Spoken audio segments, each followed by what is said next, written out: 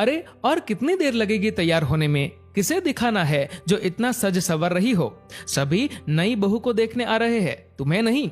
बस 5 मिनट, अपने बालों का जूड़ा बनाते हुए संजना ने जवाब दिया।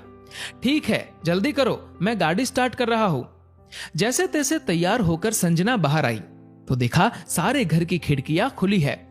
लाइट, पंखे, टीवी सभी चल रहे हैं। जल्दी जल्दी लाइट, पंखे, टीवी और खिड़कियां बंद करके वह बाहर आई और दरवाजे पर ताला लगाकर गाड़ी में बैठ गई। गौतम बोला, पता नहीं कितना वक्त लगता है तैयार होने में। हमेशा तुम्हारी वजह से देर हो जाती है। वहां जाते ही मुझे सुनना पड़ेगा। संजना का मूड खराब हो गया और वह उस वक्त रुआंसी हो गई जब उसने देखा कि अपनी देवरानी की मुंह दिखाई के फंक्शन में वह वैसे तो जैसे तैसे ठीक से तैयार हो गई, लेकिन पैरों में स्लीपर पहनकर आ गई। वह गौतम से रुकने का कहती कि उससे पहले ही वह भड़क उठा और संजना चाहकर भी कुछ न बोल पाई। संजना सोचने लगी, कहीं भी जाना हो तो हमेशा उससे मुश्किल से आधा घंटा पहले ही पता चलता है। इस आधे घंटे में उससे उम्मीद की जाती है कि वह खुद भी तैयार हो जाए और बच्चों को भी सलीके से तैयार कर दे। साथ ही कांच की चूड़ी, बिछिया, पायल, सिर पर सिंदूर और गले में मंगलसूत्र तो होना ही चाहिए और बिंदी भी बड़ी ही होनी चाहिए। इसमें जरा सी चूक भी बर्दाश्त तो नहीं की जाती थी। खैर, जैसे तैसे साड़ी से पैरों को छुपाते हुए फंक्शन अटेंड किया। चेहरे पर एक मुस्कान ओढ़ के रख ली और सभी नाते रिश्तेदारों का स्वागत, खान पान और आराम का ख्याल रखने लगी। बड़ी बहू जो है इस घर की, जिम्मेदारी तो बनती है उसकी। आज से ठीक 4 साल पहले ढेर सारे रंग बिरंगी सपने संजोए कुमकुम लगे कदमों से अपने पिया के घर पर पहला कदम रखा था संजना ने।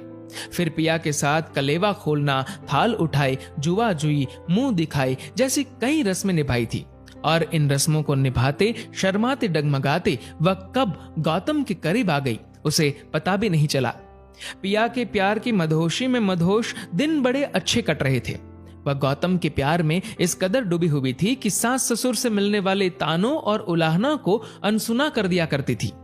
बड़े ही धैर्य के साथ वह अपनी गृहस्थी में रमने की कोशिश कर रही थी। पर कहते हैं ना कि हर दिन एक समान नहीं होते। जहां खुशियां आती है वहीं गम की परछाई भी पीछे पीछे आ ही जाती है। संजना हर नई नवेली दुल्हन की तरह घर के सभी सदस्यों का मन जीतने की कोशिश करती, सबकी जरूरतों का ध्यान रखती, सासू जी की हर बात को बिना किसी तर्क वितर्क के मानती। पर फिर भी उसे महसूस होता था कि शायद कोई कमी रह गई है मुझसे। इसीलिए कोई घर में उस तरह से खुश नहीं होता जैसे मेरे मम्मी पापा होते थे।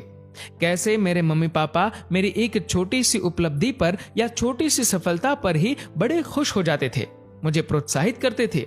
कोई भी नई सब्जी या पकवान बनाना सीखती थी तो तारीफ भी करते और अगर कोई कमी रह भी जाती तो इस तरह से बताते कि मैं दुगुने उत्साह के साथ उसे सुधारने में लग जाती। लेकिन यहाँ तो जरा सी चूक होने पर ही इतना बुरा डांटते हैं कि रोना ही आ जाता है। कभी याद नहीं आता कि पापा ने कभी जोर से डांटा हो। वह तो ससुराल आकर पता चला कि डांटने वाले पापा भी होते हैं। पिहर में तो पापा ने हमेशा बचाया ही है माँ की डांट और मार से। पर माँ पापा ने संस्कार ही ऐसे दिए कि बड़ों के सामने बोला नहीं जाता, चाहे खुद की गलती हो या ना हो। सब कुछ चुपचाप सुनती और कोई गुंजाइश होती तो सुधारने की कोशिश करती। कभी कभार ज्यादा परेशान हो जाती तो सोचती गौतम से कहूं, पर अगले ही पल अपना फैसला बदल लेती क्योंकि वो समझती थी कि गौतम विश्वास नहीं करेंगे। उनके सामने कभी ऐसा हुआ नहीं, इसलिए जो भी बात होती गौतम की गैर मौजूदगी में ही होती थी, तो वह भला कैसे विश्वास करते। अरे संजना, किन ख्यालों में डूबी हुई हो और ये चाय किसके लिए बना रही हो? एक कप मुझे भी देना। संजना वर्तमान में लौट आई और अपनी ताई सास के पैर छूकर बोली, नई बहू के मम्मी पापा के लिए बना रही हूँ, आपके लिए भी बना देती हूँ। ताई सास कहती है, संजना तुम्हारे पीहर से कोई नहीं आया? संजना बोली, नहीं, कोई नहीं आया क्योंकि किसी ने बुलाया ही नहीं और आप तो सब जानती है ये हमेशा की बात है। ताई सास बोली, अरे तो तुम क्यों देवरानी के पीहर वालों की आवभगत में लगी हुई हो? तुम्हारे तो पीहर वालों को पूछते भी नहीं, ये भेदभाव नहीं है क्या? संजना बोली, हाँ ताई जी, भेदभाव तो है, लेकिन ये भेदभाव तो मेरे सास ससुर कर रहे हैं, उसमें मेरी देवरानी या उसके पीहर वालों का क्या दोष है? आप तो आराम से बैठकर चाय पीजिए, इन सब बातों को छोड़िए। चाय पीते हुए संजना के सामने 3 साल पहले की वह घटना आंखों के सामने चलचित्र की तरह घूमने लगी। 3 साल पहले उसे अपने ससुराल को छोड़ने के लिए मजबूर होना पड़ा, क्योंकि उसने अपने ससुर को जवाब दे दिया था। क्या करती वह? शादी हुए काफी वक्त हो चुका था। पग फेरे के बाद एक बार भी अपने पिहर नहीं जा पाई थी वह। उसे सबकी बहुत याद आती थी, पर सासू जी ने एक बार भी उसे पिहर जाने को नहीं कहा। जब भी वह जाने का पूछती, उसे कई घंटों तक जवाब ही नहीं देती, या एक के बाद एक काम बताती जाती और उसे करते करते शाम हो जाती। फिर उसकी सास कहती, तुम गई नहीं? वह मन मारकर रह जाती। एक दिन संजना ने ठान लिया कि सुबह जल्दी तैयार होकर गौतम के साथ ही निकल जाएगी। उस दिन उसने सुबह जल्दी उठकर नाश्ता और खाना साथ ही बना दिया और गौतम के साथ जाने को तैयार हो गई। जैसे ही सासू जी ने संजना को तैयार देखा, वह नाराज सी हो गई। बोली, ये क्या, सुबह सुबह कहां जा रही हो? घर के काम कौन करेगा? मैंने नाश्ता और खाना बना दिया है, मैं पिहर जा रही हूँ। संजना का इतना कहना था कि ससुर जी चिल्ला के बोले, किसकी इजाजत से पिहर जा रही हो? संजना से भी इस बार रहा नहीं गया। वह बोल पड़ी, अपने पिहर जाने और मम्मी पापा से मिलने के लिए मुझे किसी की इजाजत की जरूरत नहीं है। आपको कैसा लगेगा जब आपके बेटे को आपसे बात करने के लिए इजाजत मांगनी पड़े? और मैं तो हमेशा पूछती थी, लेकिन कोई जवाब ही नहीं देता था। तो मैंने भी सोच लिया, अब किसी से नहीं पूछूंगी। इतने वक्त का गुबार और गुस्सा संजना के शब्दों में झलक रहा था। आज न उसे माँ के संस्कार याद आ रहे थे, ना ही पिता की सीख। उसे याद रहा तो सिर्फ वह तड़प और बेबसी जो इतने महीनों से वह महसूस कर रही थी। एक माँ बाप अपने बेटी को कितने प्यार से पालते हैं, बड़ा करते हैं, हर ख्वाहिश पूरी करने की कोशिश करते हैं और साथ ही उसे संस्कारित करते हैं, क्योंकि उसे पराये घर जाना है। लेकिन बेटी तो माँ पापा के साथ 27-28 साल रहती है। उसे उनसे बात करने के लिए इजाजत नहीं लेनी पड़ती। वह जब चाहे तब बात कर सकती है, उनसे रूठ सकती है, उन्हें मना सकती है। लेकिन शादी होते ही उम्मीद की जाती है वह अपने माता पिता को भूल जाए। सिर्फ तब याद रखे जब ससुराल में कोई रस्म निभानी हो और तोहफों की बरसात करनी हो। ऐसा क्यों? किसने हक दिया आप सबको? और ये पति पता नहीं किस मिट्टी के बने हुए हैं। सही को सही और गलत को गलत कहने में किस बात का डर लगता है? कहते फिरते हैं तुमसे बहुत प्यार करते हैं और मौका मिलने पर जताते भी नहीं है। पर ऐसे प्यार का क्या अचार डाला जाए? जो अपनी पत्नी के साथ खड़ा नहीं हो सकता, उसके पक्ष में एक बात नहीं बोल सकता।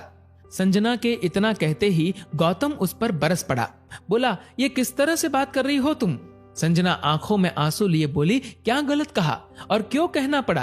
क्योंकि तुम कुछ नहीं बोलते। मैं गलत करूं तो तुम मुझसे कहो, मैं गलती सुधारने की कोशिश करूंगी। लेकिन अगर तुम्हारे मम्मी पापा गलत कर रहे हैं तो तुम चुप क्यों हो?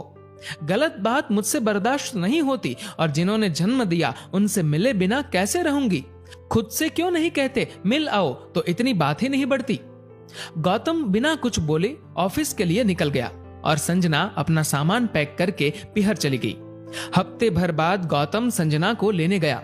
उससे माफी मांगी और समझाया कि कुछ भी कहना हो मुझसे कह लेना, लेकिन मम्मी पापा के सामने मत बोलना। लेकिन संजना ने साफ मना कर दिया। उसने कहा, जिस घर में मेरे माता पिता की इज्जत नहीं, वहां मैं नहीं रहूंगी। जहां मेरे मम्मी पापा को मुझसे मिलने के लिए मिन्नतें करनी पड़े, मैं वहां नहीं रह सकती।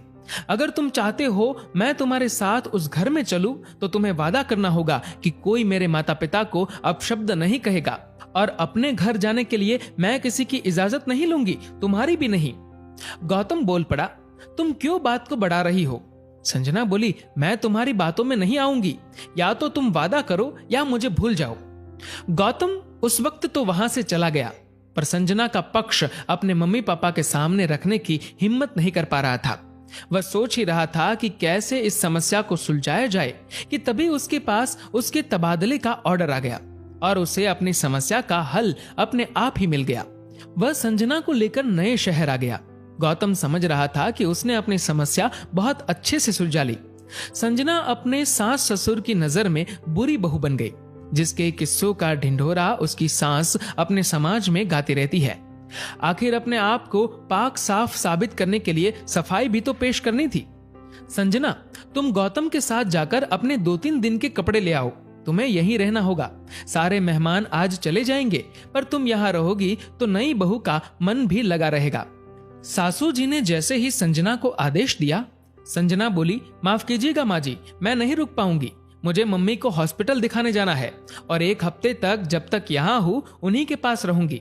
मैं कौन सा रोज आ पाती हूँ। रही बात नई बहू की, उसका मन लगाने के लिए देवर जी की जरूरत है, मेरी नहीं। मैं चलती हूँ, मेरा इंतजार मत कीजिएगा। संजना ने बच्चों को बुलाया और गाड़ी के पास खड़े होकर गौतम का इंतजार करने लगी। वह बहुत खुश थी अपने फैसले पर, क्योंकि वह आजाद थी। वह अपने सारे कर्तव्य निभा रही थी। सर पर पल्लू, हाथ में कांच की चूड़ी, पाजेब, बिछिया, सिंदूर सब पहना था उसने। सास ससुर के पैर भी छूती है, चाहे आशीर्वाद मिले या अपमान। जब भी घर में कोई काम होता है, एक बार बुलाने पर तुरंत पहुंच जाती है, लेकिन अपनी जिंदगी अपनी मर्जी से जी रही है। अब उसे अपने घर जाने के लिए, माता पिता से मिलने के लिए, उनके प्रति अपने फर्ज निभाने के लिए किसी की इजाजत नहीं लेनी होती। अब कोई उसके माता पिता की बेइज्जती करने की हिम्मत भी नहीं कर सकता। भले ही वह अपने सास ससुर की अच्छी बहू नहीं बन पाई, पर उसे गर्व है कि वह अपने माता पिता का सम्मान बनाए रख पाई। चाहे समाज उसे बुरी बहू समझे, पर उसके लिए महत्वपूर्ण है कि उसके माता पिता की वह अच्छी बेटी कहलाए। बहू तो सभी बुरी ही होती है, चाहे वह कितना भी कर ले तो वह बुरी ही सही।